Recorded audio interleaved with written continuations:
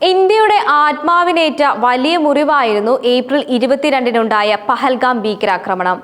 അതിർത്തി കടത്തിയെത്തിയ ഭീകരരുടെ ക്രൂരതയിൽ 26 നിരപരാധികളുടെ ചോരയാണ് കശ്മീരിലെ പഹൽഗാം താഴ്വരയിൽ വീണത്. പുൽമേട്ടിൽ മരിച്ചു വീണവരുടെയും അവർക്ക് വേണ്ടി വിലപിച്ച് കുടുംബാംഗങ്ങളുടെയും ദൃശ്യങ്ങൾ ഇന്ത്യൻ ജനതയുടെ മനസ്സിൽ മായാത്ത ഒരു മുറിവായി അവശേഷിക്കുകയാണ്. അന്നത്തെ ഭീകരാക്രമണത്തിൽ കൊല്ലപ്പെട്ടവരിൽ ഒരാൾ കൊച്ചി ഇടപ്പള്ളി സ്വദേശി രാമചന്ദ്രനാണ്. മകൾ ആരതിയുടെ മുന്നിൽ വെച്ചാണ് രാമചന്ദ്രൻ ഭീകരരുടെ വെടിയേറ്റ് മരിച്ചത്. അച്ഛൻ തന്റെ കൈകളിൽ കിടന്ന് മരിച്ചുവെന്ന് തിരിച്ചറിഞ്ഞ മകൾ വലിയ വേദന നെഞ്ചിലേറ്റിയാണ് കുഞ്ഞുങ്ങളുടെ കൈ പിടിച്ച് അവിടെ നിന്നും രക്ഷപ്പെട്ടത്. നാട്ടിലെത്തിയ ശേഷമുള്ള ആരതിയുടെ അനുഭവങ്ങളും അവർ പ്രകടിപ്പിച്ച മനോധൈര്യവും ആത്മവിശ്വാസവും അവിശ്വസനീയമായിരുന്നു. അതാണ് കേരള ജനത കേട്ടിരുന്നതും.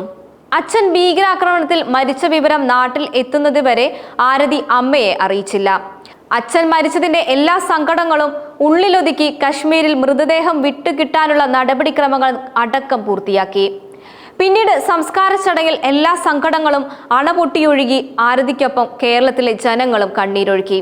അച്ഛന്റെ മരണത്തിലും അസാമാന്യ ധൈര്യം പ്രകടിപ്പിച്ച ആരതിയെ ഭാരതത്തിന്റെ ധീരപുത്രി എന്നാണ് എല്ലാവരും വിശേഷിപ്പിച്ചത്. മുഖ്യമന്ത്രി പിണറായി വിജയൻ അടക്കമുള്ളവർ ആരതിയെ പ്രശംസിച്ചു. ഇപ്പോഴിതാ കുടുംബവുമായി ഏറ്റവും അടുപ്പമുള്ള വ്യക്തി ആരംഭിച്ച സ്ഥാപനം ഉദ്ഘാടനം ചെയ്തിരിക്കുകയാണ് ആരതി. എന്നാൽ ആരതി സ്ഥാപനം ഉദ്ഘാടനം ചെയ്യുന്ന വീഡിയോയുടെ താഴെ വിമർശനങ്ങളുടെ ഒരു പട തന്നെയുണ്ട്. മകൾ സെലിബ്രിറ്റി ആയല്ലോ എന്ന രീതിയിലാണ് ഓരോ കമന്റുകളും വരുന്നത്. എന്നാൽ താൻ എന്തിന് ഈ സ്ഥാപനം ഉദ്ഘാടനം ചെയ്യാൻ സമ്മതിച്ചു എന്നതിന് ആരതി വിശദീകരണവും നൽകുന്നുണ്ട്. ആരതിയുടെ വാക്കുകൾ ഇങ്ങനെയാണ്: ഞാൻ ഇന്ന് വന്നത് അച്ഛന് വേണ്ടിയാണ്. 1 മാസം മുൻപാണ് ഈ പരിപാടി നടന്നിരുന്നുവെങ്കിൽ അച്ഛൻ ഇവിടെ ഉണ്ടാകുമായിരുന്നു. അങ്ങനെയെങ്കിൽ ഈ ഉദ്ഘാടനത്തിന് ഞാൻ വരേണ്ട കാര്യമില്ലായിരുന്നു. ഞാൻ ഇന്ന് വന്നത് അച്ഛന് വേണ്ടിയാണ്. അച്ഛൻ ഞങ്ങൾക്കൊപ്പമുണ്ട്. വിനോദ് അങ്കിളിന്റെ നല്ല ഒരു കാര്യം നടക്കുമ്പോൾ അച്ഛന്റെ സാന്നിധ്യം വേണമെന്ന് തോന്നി. ഇങ്ങനെ ഉദ്ഘാടനം ചെയ്ത് നടക്കാൻ ഞാൻ ആഗ്രഹിക്കുന്നില്ല. ഞാൻ ആരുമല്ല അതിന്. ഏപ്രിൽ 21 വരെ ഞാൻ നിങ്ങളെപ്പോലെ ഒരാൾ മാത്രമായിരുന്നു. ആരതിയെക്കാളും വലിയൊരു ഹീറോയിനെ ഞാൻ കണ്ടിട്ടില്ല എന്നാണ് സ്ഥാപനത്തിന്റെ ഉടമയായ വിനോദ് പറഞ്ഞത്. ആണായാലും പെണ്ണായാലും കൈകാര്യം ചെയ്യാൻ പറ്റാത്ത ഒരു സിറ്റുവേഷനെ ധൈര്യത്തോടെ ബുദ്ധിപൂർവം കൈകാര്യം ചെയ്ത ആളാണ് ആരതി. അതേസമയം രാജ്യത്തെ നടുക്കിയ പഹൽഗാം ഭീകരാക്രമണത്തിൽ കൊല്ലപ്പെട്ട 26 പേർക്കായി ജമ്മു കാശ്മീർ സർക്കാർ സ്മാരകം നിർമ്മിക്കുമെന്ന് മുഖ്യമന്ത്രി ഒമർ അബ്ദുള്ള പറഞ്ഞു. കശ്മീരിൽ ടൂറിസവുമായി ബന്ധപ്പെട്ട് പ്രവർത്തിക്കുന്നവരുമായി നടത്തിയ കൂടിക്കാഴ്ചയിലാണ് മുഖ്യമന്ത്രിയുടെ പ്രഖ്യാപനം. ഭീകരാക്രമണത്തിന് 5 ആഴ്ചകൾക്ക് ശേഷം പഹൽഗാമിൽ മന്ത്രിസഭാ യോഗവും ചേർന്നിരുന്നു.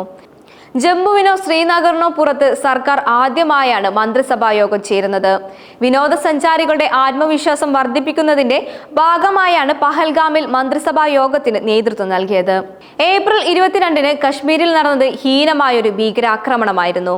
ആ ദിവസം കൊല്ലപ്പെട്ട ഞങ്ങളുടെ അതിഥികളുടെ സ്മരണയ്ക്കായി ജമ്മു കാശ്മീർ സർക്കാർ ഒരു സ്മാരകം നിർമ്മിക്കും, ഒമർ അബ്ദുള്ള പറഞ്ഞു. പഹൽഗാമിൽ നിന്നും ഏകദേശം 7 കിലോമീറ്റർ അകലെയാണ് ബൈസാരൻ.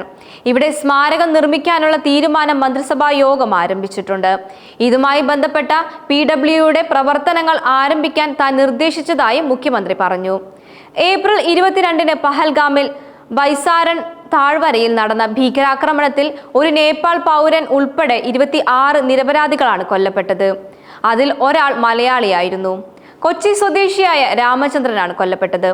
പാകിസ്ഥാനിലെ ഭീകര സംഘടനകളാണ് ആക്രമണത്തിന് പിന്നിൽ പ്രവർത്തിച്ചത്. പാകിസ്ഥാനിലെ ഭീകര കേന്ദ്രങ്ങൾ ലക്ഷ്യമിട്ട് ഇന്ത്യ നടത്തിയ ഓപ്പറേഷൻ സിന്ദൂർ സൈനിക നടപടി തീവ്രവാദത്തിനെതിരെ ഇന്ത്യയുടെ ശക്തമായ നിലപാട് പ്രതിഫലിപ്പിക്കുകയാണ് ചെയ്തത്. ഓപ്പറേഷൻ സിന്ദൂരിന് പിന്നാലെ ഇന്ത്യയും പാകിസ്ഥാനും തമ്മിലുണ്ടായ സംഘർഷം കശ്മീരിലെ വിനോദസഞ്ചാര മേഖലയ്ക്ക് വലിയ ആഘാതമാണ് ഉണ്ടാക്കിയത്. ഭീകരാക്രമണത്തിന് ശേഷം വിജനമായ വിനോദസഞ്ചാര കേന്ദ്രങ്ങളിൽ നിന്ന് നാട്ടുകാർ പോലും ഒഴിഞ്ഞു പോവുകയാണ്. ആക്രമണത്തിന് തൊട്ടു പിന്നാലെ 40-ലധികം പുൽമേടുകൾ, ട്രക്കിംഗ് റൂട്ടുകൾ, കുന്നിൻ പ്രദേശങ്ങൾ, പാർക്കുകൾ, പൂന്തോട്ടങ്ങൾ എന്നിവയിലൂടെയുള്ള പ്രവേശനം സർക്കാർ വിലക്കിയിരിക്കുകയോ നിയന്ത്രിക്കുകയോ ചെയ്തിട്ടുണ്ട്. 2019-ൽ ആർട്ടിക്കിൾ 370 റദ്ദാക്കിയതിനു ശേഷം ജമ്മു കാശ്മീരിന്റെ സാമ്പത്തിക നട്ടെല്ലായ ടൂറിസം പുനർജീവിപ്പിക്കുന്നതിന്റെ പാതയിലായിരുന്നു. ആ സമയത്താണ് ഭീകരാക്രമണം ഉണ്ടായത്.